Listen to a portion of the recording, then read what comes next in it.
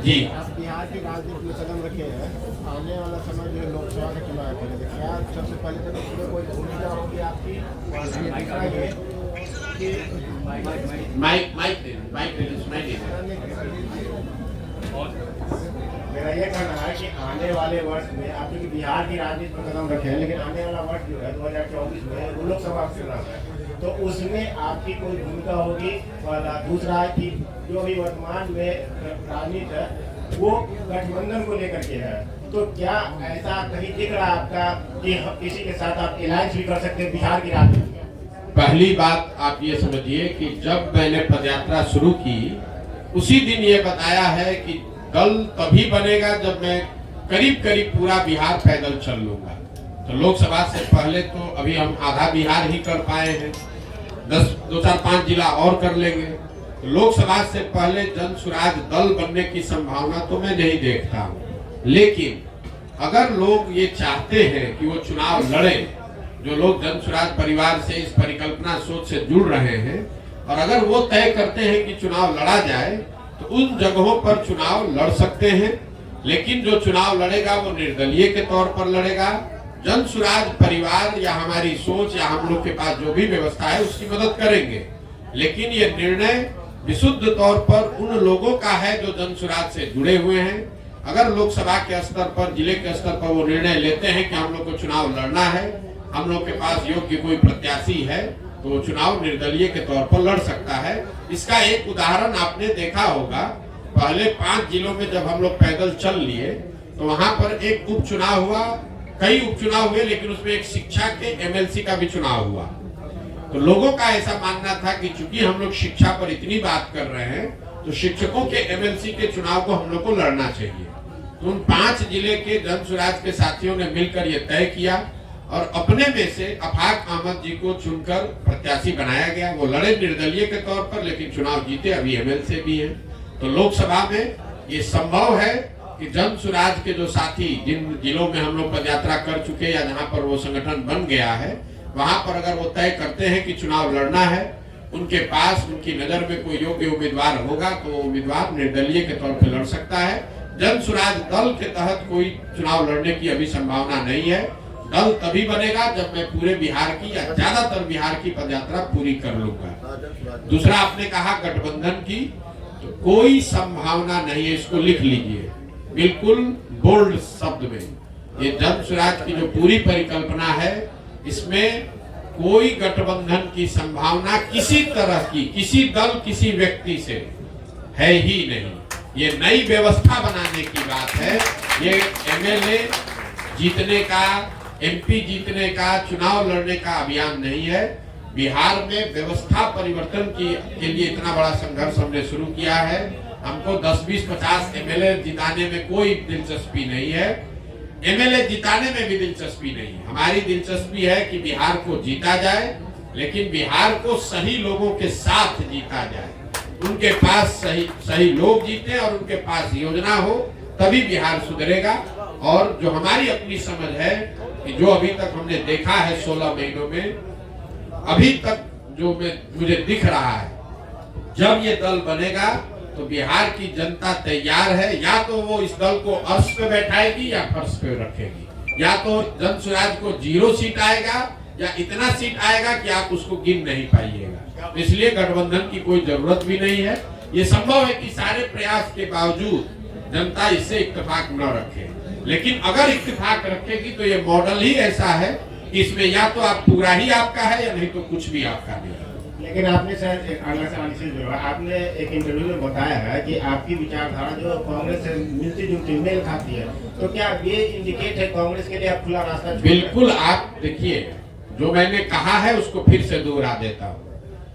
उन्होंने पूछा आपकी विचारधारा क्या है, तो मैंने कहा कि मेरी विचारधारा, हम गांधी को लेकर चल रहे हैं और हर दिन अपने भाषणों में भी कहते हैं कि पूरा ये जो जन स्वराज है, ये आजादी से पहले, आज की कांग्रेस नहीं, आजादी से पहले जो कांग्रेस की व्यवस्था थी उस व्यवस्था को पुनर्जीवित करने का प्रयास है। जहां दल जो है वो किसी व्यक्ति विशेष का ना हो, किसी जाति का ना हो, किसी परिवार का ना हो। आजादी से पहले जो कांग्रेस थी वो किसी परिवार की पार्टी नहीं थी, वो किसी जाति विशेष की पार्टी नहीं थी, वो उन सब की का दल था जो बिहार, जो राज्य, जो देश को आजाद करना चाहते थे। तो जन सुराज उस सोच से प्रेरित है कि बिहार में वो दल बने, हर वो व्यक्ति जो बिहार के पिछड़ापन से, गरीबी से, बदहाली से परेशान है, वो इसमें जुड़े और जुड़कर बिहार में परिवर्तन के लिए प्रयास करें। हम वो विकल्प बना रहे हैं और विचारधारा के आधार पर निश्चित तौर पर अगर आप महात्मा गांधी को लेकर चले हैं तो मैंने ये कहा कि आप कांग्रेस जिस विचारधारा को रिप्रेजेंट करने का दावा करती है, मेरी विचारधारा वही है। वो कर पा रहे हैं कि नहीं कर पा रहे हैं उनका मामला है, हम कांग्रेस में नहीं है। हमारी विचारधारा वो है जो महात्मा गांधी की विचारधारा कांग्रेस में थी, उसी विचारधारा को लेकर चल रहे हैं और उसी को आप कह रहे हैं कि कांग्रेस के लिए दरवाजा नहीं खोल रहे हैं। वो विचारधारा ही हम कह रहे हैं कि हमारी वही विचारधारा है। महात्मा गांधी की जो विचारधारा थी उसी विचारधारा से प्रेरित होकर इस व्यवस्था को बनाने का प्रयास है और उसी विचारधारा को कांग्रेस या उनके साथी दल उस विचारधारा का प्रतिनिधित्व होने का दावा करते हैं। उस नजरिए से आप कह सकते हैं कि मेरी विचारधारा उनसे मिलती जुलती हो सकती है या उनके करीब हो सकती है।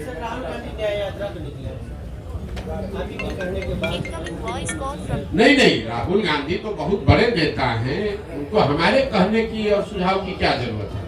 वो पहले भारत जोड़ो यात्रा उन्होंने किया है और शायद अभी बस से पद यात्रा तो नहीं करेंगे, जो अभी कल हम लोगों ने मीडिया में पढ़ा, शायद अब वो बस से या गाड़ी से पूरब से पश्चिम एक यात्रा कर रहे हैं। तो मुझे मेरी ओर से उनको शुभकामना है, मैं उसमें क्या कह सकता हूँ। अभी आपने प्रश्न कहा कि हम चुनाव में लड़ेंगे, मैंने ये नहीं कहा। जो लोग ही लड़ेंगे, मैंने देखिए आप लोग बात को इधर से उधर घुमा देते। मैंने कहा कि जब जन सुराज दल लोकसभा से पहले है नहीं तो जन सुराज दल तो चुनाव लड़ नहीं सकता है, लेकिन जन सुराज से हर जिले में जहां पदयात्रा हुई है, ये संख्या आपको बता दूं, करीब 55 से 60 हजार लोग इस परिकल्पना से जुड़कर इस दल को बनाने वाला बनना चाहते हैं। तो हमने उनको ये कहा है कि अगर आप जन सुराज से जुड़े हैं तो आप 60 हजार लोग बैठ के निर्णय लीजिए कि दरभंगा में चुनाव लड़ना है कि नहीं लड़ना है।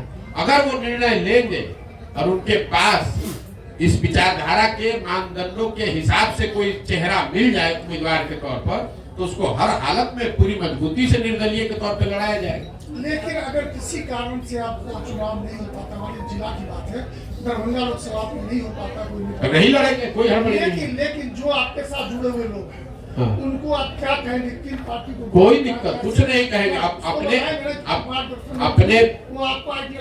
अपने विवेक के अनुसार आप जहां भी चाहें आप वहां वोट कर सकते हैं। मान लीजिए कि आप कांग्रेस की विचारधारा में यकीन रखते हैं और कांग्रेस वहां चुनाव नहीं लड़ती है। कई ऐसे जगह है जहां कांग्रेस की विचारधारा में यकीन रखने वाले लोग हैं लेकिन कांग्रेस पार्टी वहां भी चुनाव नहीं लड़ती है।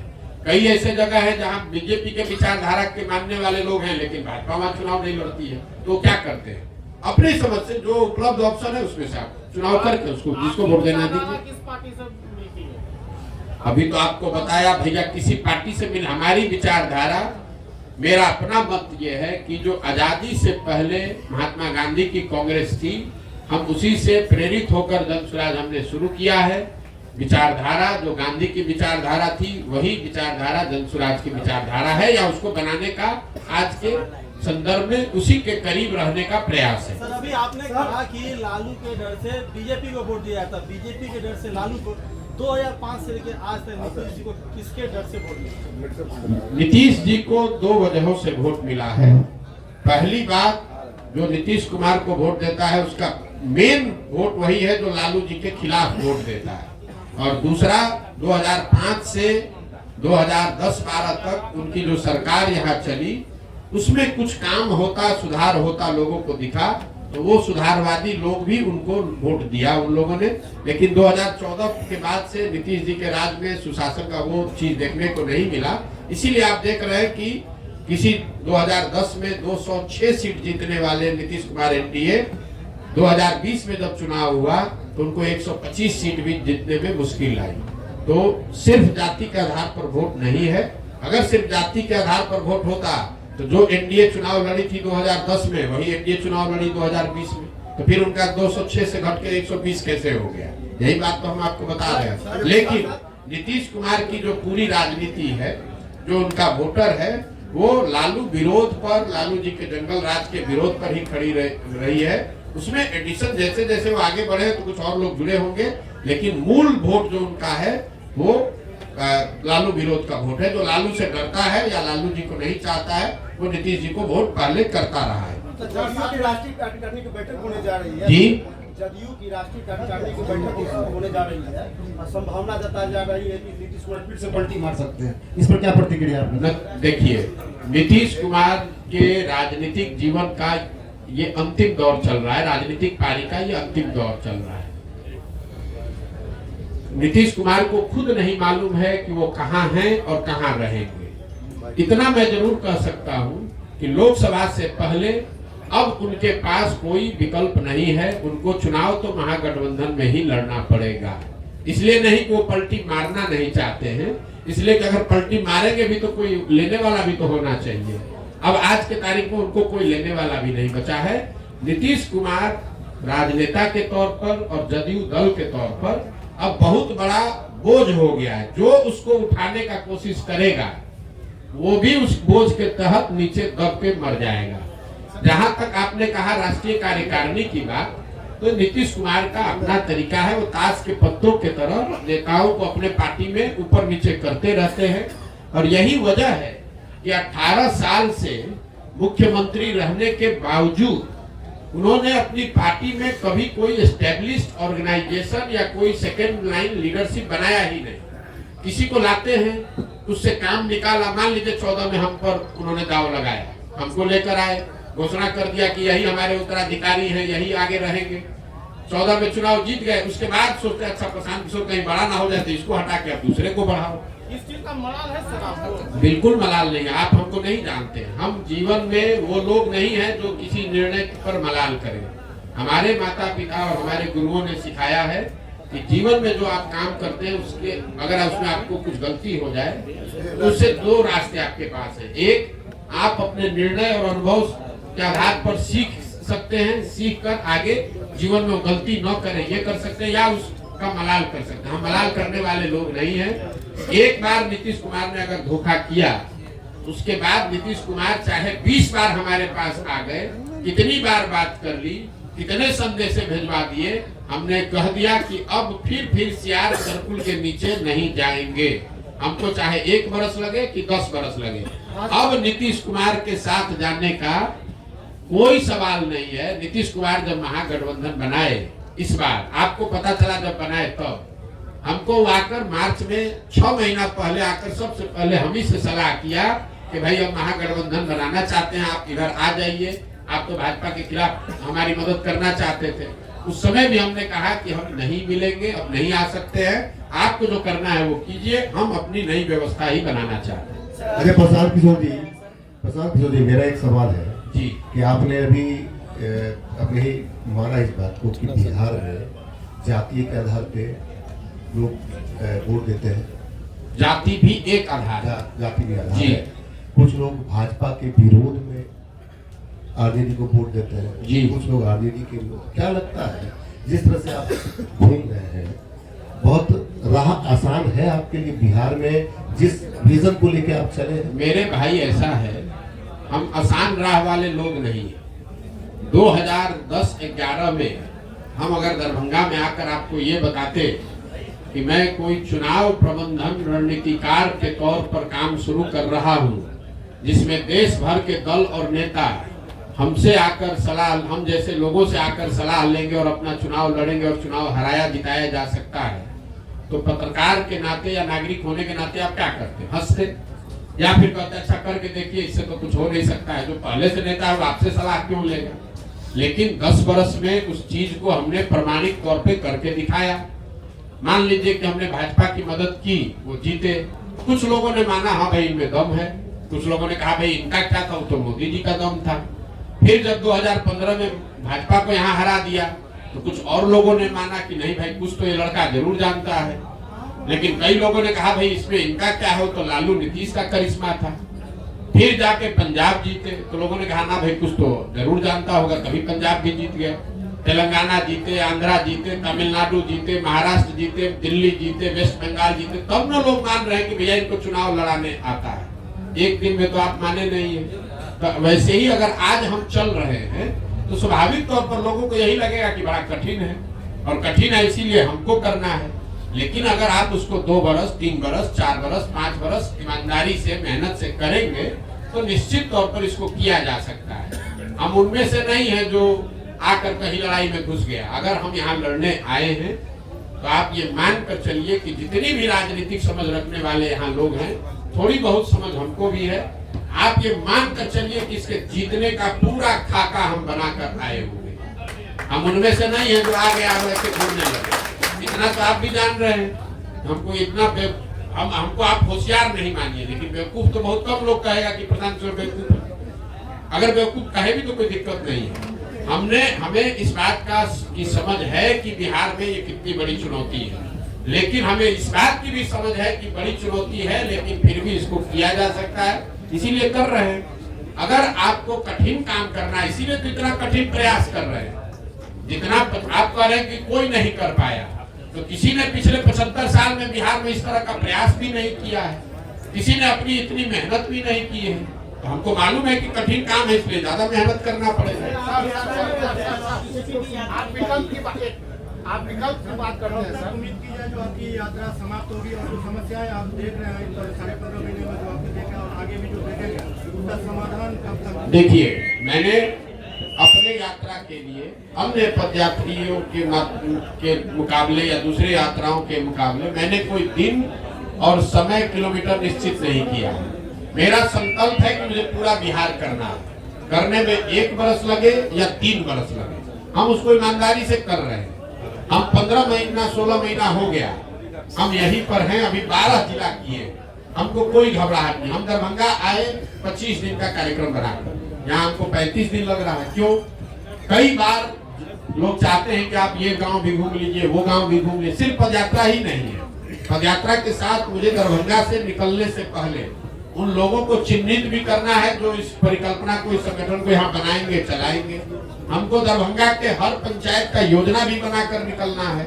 तो हम ये दावा नहीं कर सकते कि ये कब खत्म होगा, लेकिन अभी तक का जो अनुभव है उसके हिसाब से आप मान कर चलिए कि 1.5 साल और अभी कम से कम लगेगा, और मुझे कोई जल्दी नहीं है। उसके नहीं समाधान तो भाई, समाधान का रास्ता तो बनाते जा रहे हैं। समाधान तो तभी होगा जब लोग अपनी समस्याओं पर वोट करेंगे। समाधान तब होगा जब सही लोग चुन कर आएंगे। समाधान तब होगा जब इन समस्याओं के निवारण का रास्ता, योजना, विजन बनाया जाए। तो तीनों चीज पे लगे हुए हैं। जब इसको पूरा करेंगे तो आपको सफलता दिखती मिलेगी। प्रसाद जी एक सवाल है, एक सवाल मेरा है। आपने जो क्राइम को लेकर, बिहार में बढ़ते क्राइम को लेकर एनसीबी के डाटा पे बात की है, तो मेरा एक अनुमान है कि पहले प्रीवियस ईयर में जब क्राइम का ग्राफ बहुत था, अब जो है चूंकि पहले केसेस दर्ज नहीं होती थी, सोशल मीडिया इतना एक्टिव नहीं था, लोगों के संज्ञान में बातें नहीं आती थी, और अब एक छोटी सी भी घटना घटती है तो वो केस रजिस्टर्ड होता है। सर केस अब रजिस्टर्ड होता है तो ऑब्वियसली क्राइम का डाटा जब ये केस रजिस्टर्ड होगा तो एनसीबी के पोर्टल पे जब वो चढ़ेगा तो ग्राफ तो दिखेगा कि नहीं। मेरे भाई आपका भ्रम है, हम आपको क्लेरिफाई कर रहे हैं। सर आपका कहना ये ठीक है कि जब लालू जी का राज था तब एफआईआर होता ही नहीं था थाना में, तो क्राइम दिखेगा कैसे? लेकिन आपने ध्यान नहीं दिया, मैंने डेटा कंपेयर किया 21 का 22 से। तो 21 में तो क्राइम रजिस्टर हो रहा था जी, तो 22 में भी क्राइम रजिस्टर हो रहा है। तो क्राइम रजिस्टर होने की वजह से ऐसा हो जाए ऐसी बात तो है नहीं। जो व्यवस्था से क्राइम रजिस्टर करने की व्यवस्था 21 में थी वही आज 22 में भी है। उसमें 24% की बढ़ोतरी हुई है। ऐसा नहीं हुआ है कि 2022 में बिहार सरकार ने क्राइम के प्रति ज्यादा सेंसिटिविटी दिखाते हुए नए थाने सेट कर दिए या एफआईआर की प्रक्रिया को आसान कर दिया, ऐसा कुछ नहीं हुआ है। प्रक्रिया जो 21 में थी वही 22 में। अगर हम 2005 से कंपेयर करें तो अब आपका बात ठीक है। हम तो 21 को 22 को 21 से कंपेयर कर रहे हैं, और उसमें क्राइम रजिस्टर करने की जो व्यवस्था है उसमें कोई आमूलचूल परिवर्तन नहीं लाया गया है। तो ये कंपेरेबल डेटा है और 24% FIR ज्यादा हुए हैं, ज्यादा कॉग्निटिबल क्राइम हुए हैं, ये डेटा दिखा रहा है। और सिर्फ दिखाने की बात नहीं है, सिर्फ आंकड़ों की बात नहीं है। हम लोग जब पैदल चल रहे हैं और आप लोग भी समाज में रहते हैं, मैंने आपको क्या कहा पूरी बात सुनिए। जब शुरुआती महीनों में मैं चल रहा था तो लोग बताते थे कि भैया देखिए अब आजकल फिर क्राइम बढ़ेगा शायद। फरवरी के बाद मतलब महागठबंधन सरकार बनने के 5-6 महीने के बाद से लोग आकर कह रहे भैया देखिए क्राइम बढ़ गया है। तो मैं जो लोगों से सुन रहा हूँ वो भी डेटा में कहीं ना कहीं, क्योंकि अभी जो हम चल रहे हैं डेटा तो उससे पहले का है, इस बार डेटा उससे भी बढ़कर आएगा।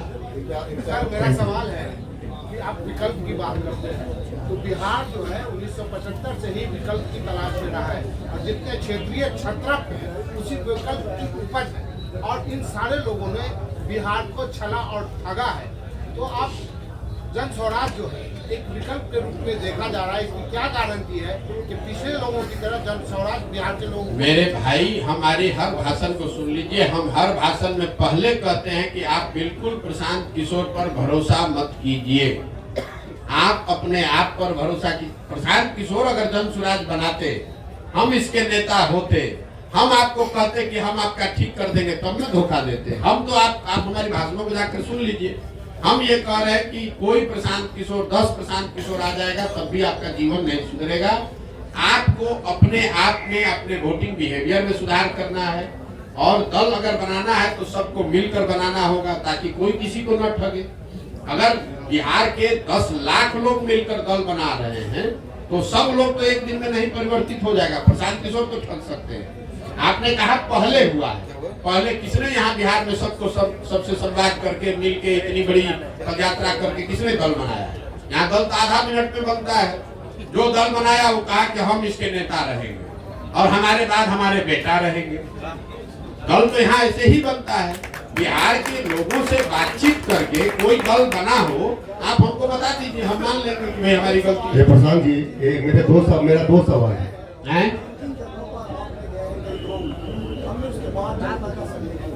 कुछ लोगों का कहना है कि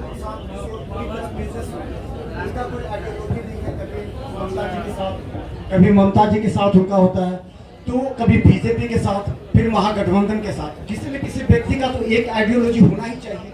एक बिजनेसमैन का कोई आइडियोलॉजी नहीं हो सकता। तो जनता कह रही है कि प्रशांत किशोर, पप्पू यादव, विकास वैभव और प्रशांत किशोर इस तरह एक टीम बनाकर काम कर रहे हैं जो कहीं ना कहीं महागठबंधन या फिर बीजेपी से समझौता करने की बात करेंगे। देखिए मेरे भाई, ऐसा है कि हमारा काम ही हमारी पहचान है।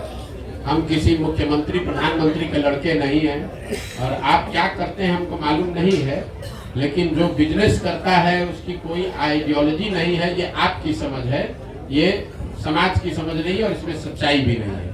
मान लीजिए एक बार तो आपकी बात मान लेते हैं कि हम बिजनेस करते थे। हम बिजनेस करते थे ना, चोरी नहीं ना करते थे, किसी का लूटे नहीं ना है, कहीं भ्रष्टाचार नहीं न किए हैं। अपने दिमाग से, अपने हुनर से, अपनी मेहनत से हमने बिहार का, जहां आप जाकर मजदूरी करते हैं उन राज्यों में जाकर हमने बिहार का झंडा गाड़ा है, वहां बिहार का झंडा बुलंद किया है। आप बहुत आइडियोलॉजी वाले हैं, आप बहुत आइडियोलॉजी वाले हैं, तो आपके बच्चे जाकर वहां ठेला पर सब्जी बेच रहे हैं। हमारी आइडियोलॉजी नहीं है तो उन्हीं राज्यों में जाकर हम वहां के राजा को बनाते हैं। तो आपको तय करना है कि आपको किसके साथ रहना है और मेरी आइडियोलॉजी क्या है, इसको समाज को जांचने दीजिए। स्वाभाविक है बहुत लोगों को अच्छा नहीं लगेगा, तो न लगे उससे क्या दिक्कत है। जब देश आजाद हुआ, प्रशांत किशोर तो बहुत छोटे आदमी हैं, जब देश आजाद हुआ जिस दिन 15 अगस्त 1947 को, उस दिन भी इसी देश के हजारों ऐसे लोग होंगे जो अंग्रेजों से सैलरी लेकर उनके साथ काम कर रहे थे। उनको तो महात्मा गांधी पर भरोसा नहीं था, उनको देश की आजादी पर भरोसा नहीं था। तो ये तो समाज है। कभी 100% लोग तो आपसे, समाज में 100% लोग तो आपकी बात से सहमत नहीं होंगे। हम अपना काम कर रहे हैं, लोग सहमत हो न हो ये उनकी पीड़ा है, उनकी समझ है, हमें उसकी ज्यादा चिंता नहीं है। आप ज्यादा व्यथित न हो, हमको इतनी समझ है कि कितना लोग समझ रख रहे हैं, नहीं रख रहे हैं। अगर समझ नहीं रख रहे हैं और हर आदमी हमको गलत ही कह रहा है, तो आखिर सुबह से शाम तक 2 बजे रात तक हमसे मिलने आ कौन रहा? ये भी आप पत्रकार होने के नाते आपको पूछना चाहिए। उनका देखिए, उनका ये कहना था कि जैसे अलग अलग स्टेट में आपकी अलग अलग। अरे भाई, हमने 10 बरस काम किया है, हमने आपको गिनवाया, वही काम हमारी पहचान है, तभी ना आप यहाँ बैठे हुए हैं। यहाँ 15 महीना नहीं 15 साल पैदल चल के आएगा तो कोई पत्रकार आएगा सुनने?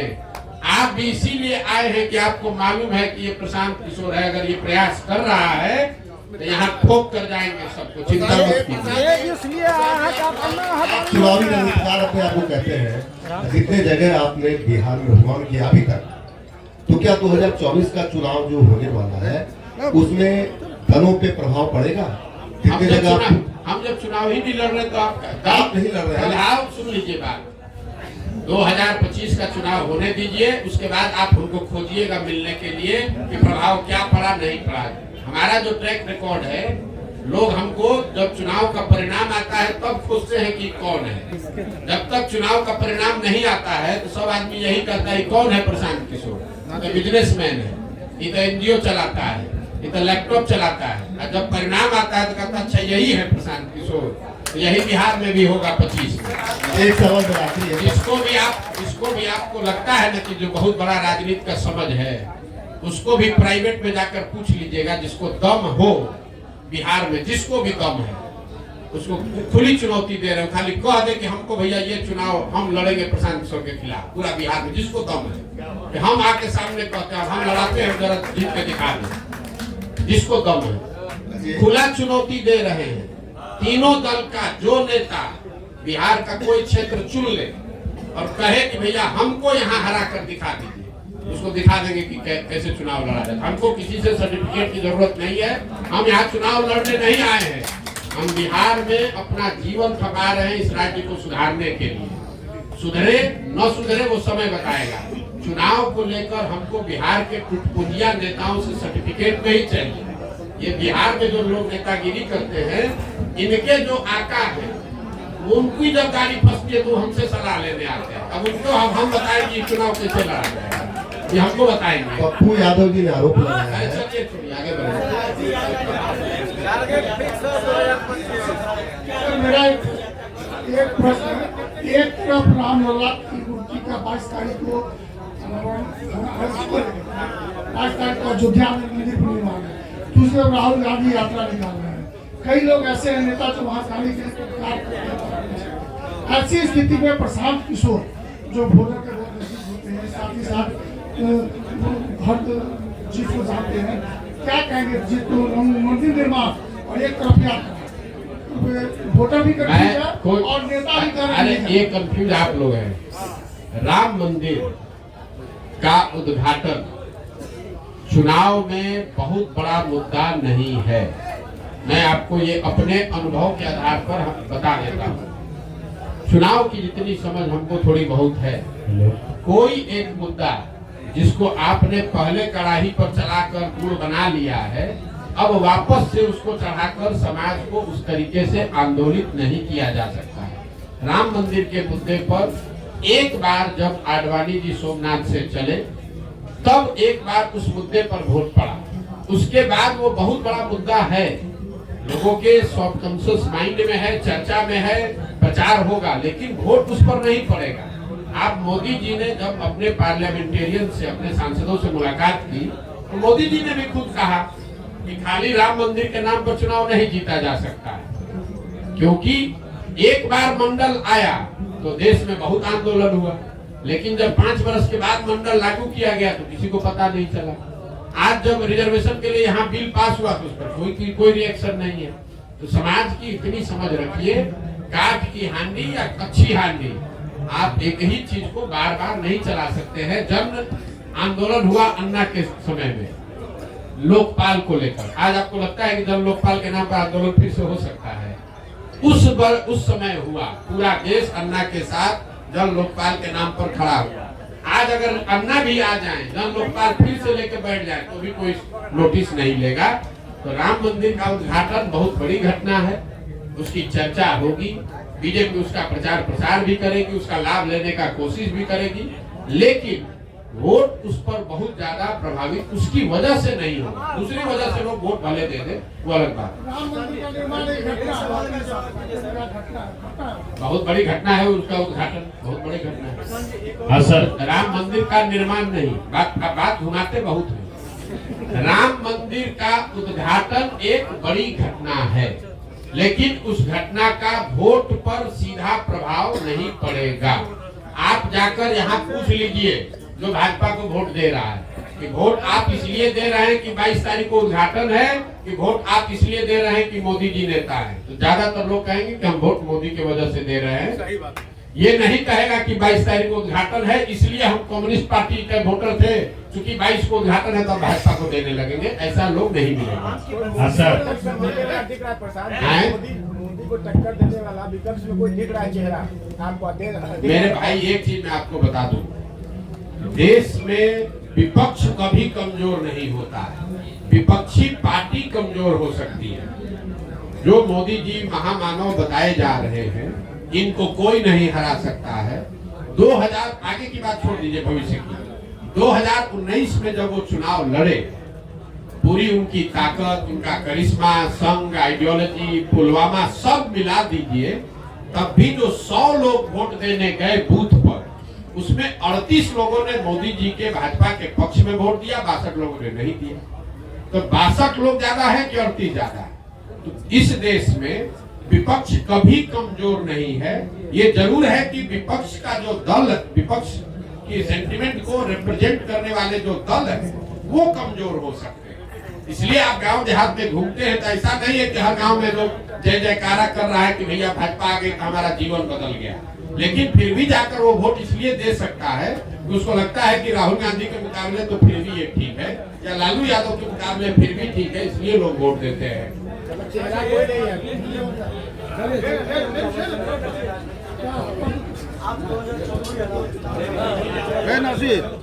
मेरा लोगो ला हम कैलकुलेशन नहीं करते, हम कैलकुलेशन वही करते हैं जहाँ काम करते हैं। हम बंगाल में काम कर रहे थे, हमने बंगाल का कैलकुलेशन बताया नहीं, हम कुछ आइडिया वाले नेता नहीं है। हम जो बोलेंगे बिहार के नजरिए से आपको बोल देते हैं, आप इसको हेडलाइन ले लीजिए। बिहार में लोकसभा चुनाव में जदयू को, इस बात को ध्यान रखिए, अभी महागठबंधन नहीं कह रहे हैं, जदयू को 5 सीट भी नहीं आएगा, और अगर आ जाए तो हमारी गर्दन पकड़ लीजिएगा। 5 सीट भी नहीं आएगा, और लोकसभा चुनाव के बाद जदयू एज ए राजनीतिक दल का विघटन शुरू हो जाएगा। हम उन बातों पर टिप्पणी नहीं करते हैं जिसका हमको सीधा अनुभव नहीं है। बंगाल पर हमने टिप्पणी की क्योंकि बंगाल में हम काम कर रहे थे, और ठोक कर कहा कि भाजपा को 100 विधायक नहीं आएगा, 77 आया, देश भर का लोग कह रहा था 200 आएगा। तो यहाँ बिहार के नजरिए से आपको कह देते हैं जदयू को 5 सीट नहीं आएगा, 1 आए 2 आए 5 पार हो जाए तो आप हमारा गर्दन पकड़ लीजिएगा, बिहार की जनता के सामने खड़ा होकर माफी मांगिए। क्या नहीं दे? अरे टूट कुछ नहीं होता है। अभी नीतीश कुमार मुख्यमंत्री के कुर्सी पर है, टूट तो नीचे से अंदर पूरी हो गई है। अब चूंकि सत्ता में वो बैठे हुए हैं तो लोग उनके साथ चिपका हुआ है। लोकसभा तक इंतजार करेगा, लोकसभा का रिजल्ट आएगा, उसके बाद उस दल का विघटन शुरू हो जाएगा। क्या इससे फर्क पड़ता है कौन रहेगा कौन हटेगा? चलिए ना, तो माइक ले लीजिए। हेलो बिल्कुल सबको समर्थन दिया जा रहा है जो